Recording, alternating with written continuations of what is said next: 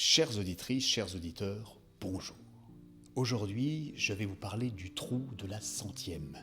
C'est une expression du théâtre.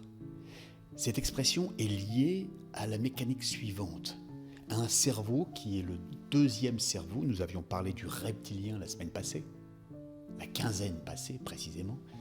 Le limbique, c'est la mémoire naturelle. Quand vous faites un trajet tous les jours en voiture, vous ne réfléchissez plus au parcours, il est naturel, il est inscrit dans votre limbique.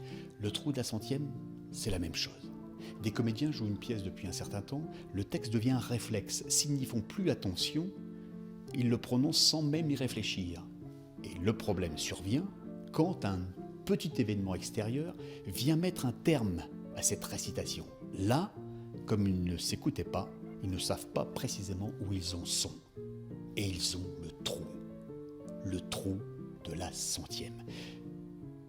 Comment on lutte contre ce phénomène dans l'art oratoire ? On réfléchit en permanence aux phrases qu'on est en train de prononcer. On n'est pas sur la phrase d'après. On sort du limbique, on sort des réflexes, on sort du texte récité. On se concentre essentiellement sur cette phrase du moment. Cette phrase à cet instant T.